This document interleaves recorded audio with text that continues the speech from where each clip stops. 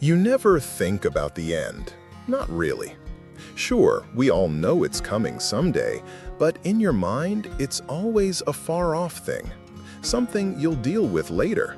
Maybe when the grandkids are grown, or when the birthdays start adding up so high you stop counting. That's how I felt at 68. I still drove myself to the store, still cooked dinner for my daughter when she visited, still went for my evening walks. I wasn't running marathons, but I certainly didn't feel like I was knocking on death's door. Life was comfortable, predictable. A steady rhythm of quiet mornings, cups of tea, and phone calls from friends who still remembered to check in. And then, one ordinary Tuesday afternoon, it happened. It started as a tightness in my chest, nothing dramatic, just a little pressure, like I'd eaten something too heavy. I told myself it would pass. I even sat down in my favorite armchair, thinking a short rest would fix it. But within minutes, the pressure turned into a crushing weight. My breathing felt shallow, my hands started to tingle. And in that moment, I realized something is very, very wrong. The rest is a blur. I remember fumbling for my phone, hearing my daughter's voice panic on the other end. I remember the sirens, the paramedics' firm hands, the cold metal of the stretcher. And then, silence. Not the kind of silence you get when you turn off the TV. This was deeper. It was as if all the noise of the world had been muted, and all that was left was a stillness so complete it almost felt alive. I wasn't in pain anymore. I wasn't even afraid. It was as if I had stepped out of my body and into something else entirely. And here's where it gets hard to explain, because what I saw next didn't feel like a dream or a hallucination or some trick of the mind. It felt real. More real than this room I'm sitting in now. I saw light, but not like the harsh light of a hospital lamp. This light was warm, soft, and seemed to come from everywhere at once. It wrapped around me like a blanket, and for the first time in a long time, I felt completely at peace. I didn't know it then, but I was about to experience something that would change how I looked at life and death forever. And maybe, if you've ever been close to that edge yourself, you'll understand exactly what I mean. I remember thinking, am I dying? But strangely, the thought didn't scare me. My mind felt clear, sharper than it had in years, as if someone had quietly lifted a fog I didn't even know was there. When I looked down, or at least I think I looked down, I could see myself lying there, pale and still, surrounded by people in blue uniforms moving quickly. One of the paramedics was pressing something against my chest. Another was shouting numbers I didn't understand. I could see the panic in their eyes, but I didn't feel part of it anymore. It was the oddest thing. I wasn't floating in the air exactly, but I wasn't inside my body either. I was above it all, detached, watching. And then, as if someone had gently tugged me from behind, I began to drift away. The scene faded, like a photograph dissolving in water. The colors softened. The urgency disappeared. All that remained was light. Not a blinding light, but a glow that seemed to hum with warmth. It wasn't coming from one spot. It was everywhere, all around me, and somehow within me. I became aware of something else too. A presence. Not a shadowy figure, not a person I could clearly see, but a feeling, like someone familiar standing just out of sight. They didn't speak, yet I understood. It's all right. You're safe. The sensation was so profound, I almost didn't notice the scenery forming around me. Soft shapes emerged, a meadow maybe, though the grass seemed to shimmer faintly, like it was lit from underneath. A gentle breeze moved through me, not against me. I could smell something sweet, like lilacs after the rain. And then, shapes became faces. The first one I recognized instantly, my wife, Margaret. She'd been gone for over a decade, but there she was, smiling the way she did on summer mornings when we used to sit on the porch together. She looked younger, radiant, and yet exactly the same. Beside her stood my father, tall and steady as I remembered from my childhood. And just behind them, I saw others, people I'd known, some I hadn't thought about in years, all looking at me with a kind of quiet joy. I wanted to run to them, to stay in that place where nothing hurt and nothing was missing. But before I could take a step, I felt something shift. The light around me grew brighter, almost urgent, and though no one spoke, I understood the message as clearly as if the words had been whispered in my ear. It's not your time yet. I didn't argue, I didn't resist, but I remember thinking, if I have to leave, let me carry this feeling back with me. And then, just as gently as I had been taken from the world, I was returned to it. The first thing I noticed was the sound. It was loud, too loud. Beeping machines, hurried footsteps, voices calling out numbers and instructions. The calm, golden stillness I had been wrapped in was gone, replaced by fluorescent lights and the sterile smell of disinfectant. I tried to open my eyes, but they felt heavy, as if they had been shut for years. A shadow leaned over me, and then I heard a voice, my daughter's voice, breaking with relief. "Dad? Dad, can you hear me?" I wanted to tell her yes, to say I'm here, but my throat was dry and the words wouldn't come. Instead, I managed the smallest nod, and I saw her tears spill over. That's when I realized I had come back. But along with the relief was something else, a pang of deep, almost painful longing. I missed that other place, the light, the meadow, the faces of my wife and father. I missed the way it felt to be completely free from fear, pain, and the constant ticking clock of life.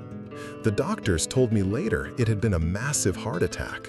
"You were gone for a few minutes," one of them said, shaking his head as if he couldn't quite believe I was talking to him. "Honestly, we didn't think we'd get you back." Gone, that was the word they used. But I didn't feel gone, not in the way they meant. I felt like I had been somewhere real. Over the next few days, as my body slowly recovered, my mind kept replaying it all. The light, the voices without sound, the way I somehow knew I wasn't alone. Was it just my brain firing its last sparks in the face of death? That's what some people would say. But I can tell you, with every part of me that's still breathing, it was more than that. On the third night in the hospital, I dreamed of the meadow again. But this time, I didn't see anyone there.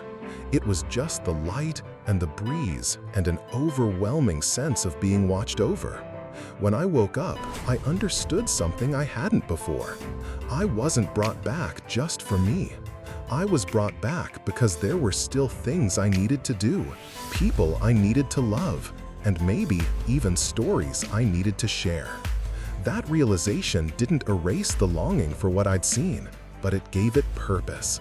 Instead of feeling cheated out of peace, I began to feel entrusted with life. And I promised myself, and maybe the unseen presence that had sent me back, that I wouldn't waste it. When I finally left the hospital, the world felt different. The air seemed fresher, the sunlight warmer. Even the sound of birds in the morning felt like a private gift just for me. It wasn't that these things had changed. It was me. I was paying attention now. I was present.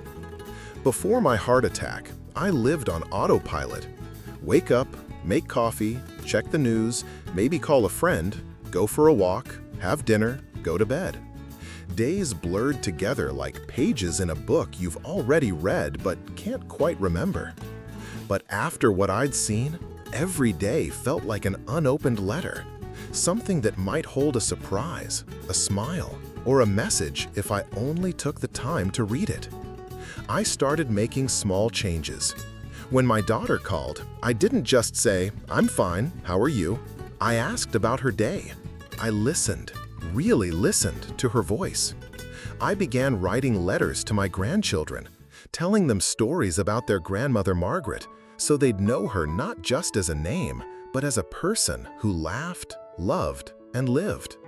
I also began speaking more openly about what happened to me. Some people nodded politely, clearly unsure if they believed me. Others leaned in, eyes wide, and told me they'd had something similar happen: a car accident, a drowning, a sudden illness. One man I met, Harold, was 73 when he had his own near-death experience. He told me he'd been in a coma for 2 weeks, and during that time, he walked through a field of tall, golden grass. "I never saw a face," he said, "but I knew someone was there, watching over me." Harold said that after waking up, he quit a long-standing feud with his brother. "Life's too short for grudges," he told me. I knew exactly what he meant. I started forgiving more too, not because people always deserved it, but because I didn't want to carry bitterness into whatever came next. That's one of the biggest lessons I took from my experience. You can't control how long you have, but you can control what you carry with you. And I began to live with gratitude. Not the vague kind you say at Thanksgiving, but the deep, daily kind. Gratitude for the way the light slants through the kitchen window in the late afternoon. Gratitude for the sound of rain on the roof. Gratitude for the fact that somehow I was given more time. Every now and then, when I'm sitting quietly, I feel it. That same warmth I felt in the meadow. Not as strong, not as overwhelming, but enough to remind me that place is still there. And when the time truly comes, I'll be ready. Until then, I'm here, and I'm living.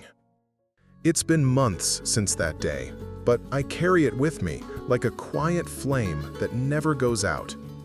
Sometimes I wonder why I was allowed to come back. Why me? Why not someone younger, someone with more years ahead? I don't pretend to know the answer, but I do know this: the extra time I have is not an accident. There's a weight to that thought, but it's not heavy in a burdensome way. It's heavy like a promise to live with my eyes open, to love without hesitation, and to forgive before it's too late. I think often about Margaret's smile in that meadow. It wasn't the kind of smile you give when you say goodbye. It was the kind of smile that says, "I'll see you again." And I believe that. Whether you call it heaven, the afterlife, or something else entirely, I believe there's more to our story than the years we spend here. But here's the thing, and maybe this is the most important part. We're not meant to wait for the after to start living. We're meant to do it now. To notice the people beside us, to say the words we've been holding back, to mend the fences we thought were beyond repair. If you've never been close to the edge, it's hard to explain how fragile life feels when you've looked over it. But if you have, if you felt the stillness, the letting go, the strange peace of being halfway between here and there, then you know it changes you. It strips away all the noise, all the petty arguments, all the things that don't matter. And what's left is love. I've met others who've had their own near-death experiences, and each story is different. Some saw light, some saw people they loved, and some just felt an overwhelming peace. But there's always one common thread. They come back more alive than they were before. Not because they cheated death, but because they finally understood life. So if there's one thing I want you to take from my story, it's this: don't wait. Don't wait until a doctor says your heart stopped to realize who matters to you. Don't wait until you've almost lost everything to see the beauty in a quiet morning. Maybe you believe my story, maybe you don't. That's okay. All I can tell you is what I felt, what I saw, and how it's changed me. And if it sparks even the smallest thought in your heart about the way you're living, then sharing it will have been worth it.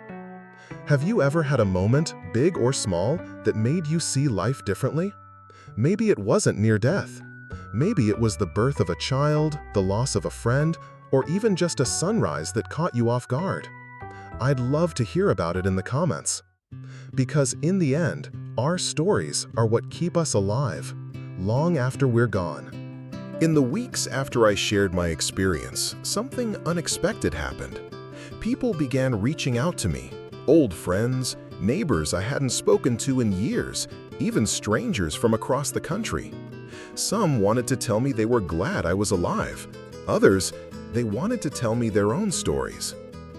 There was Mary, 66, who told me she had a similar moment after a car accident when she felt herself floating above the wreckage.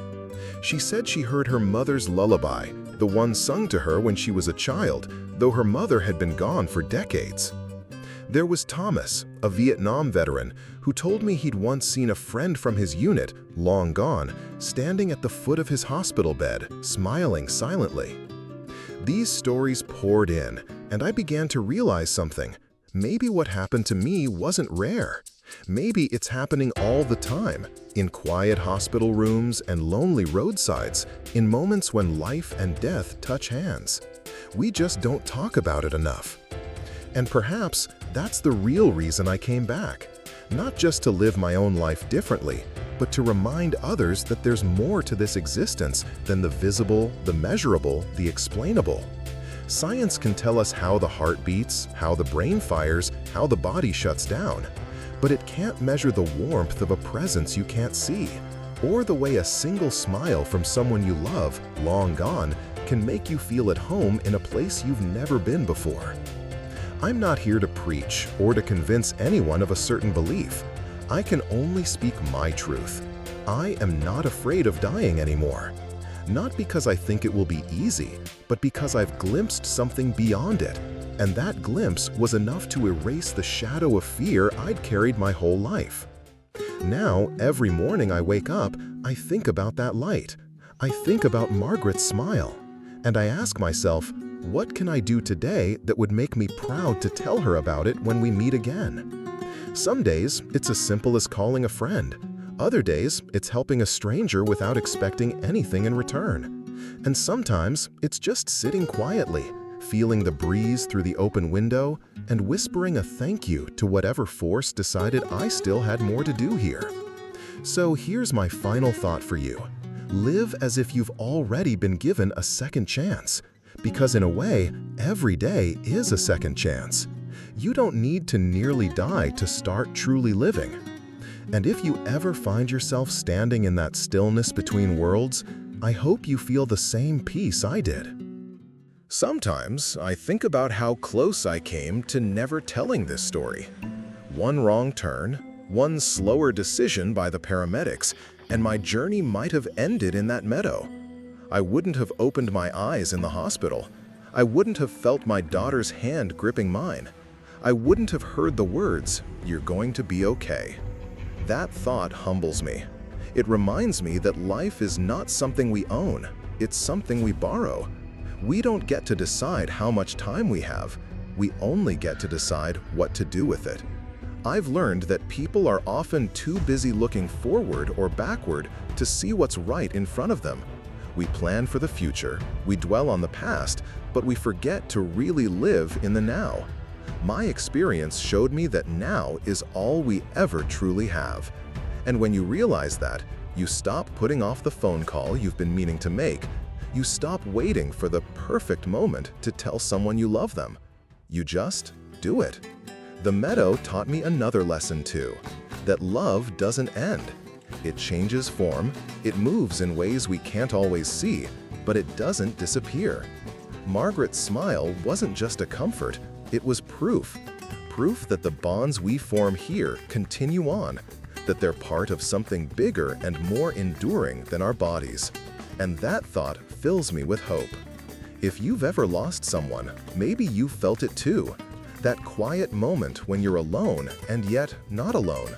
A song comes on the radio, a scent drifts through the air, a memory floods your heart so vividly it feels like they're standing beside you. Maybe that's just the heart's way of holding on. Or maybe it's them, finding a way to let you know they're still here. Whatever it is, I've stopped questioning it. I just let it in. So here I am, 68 years old, not sure how many chapters I have left, but certain of one thing. I will fill them.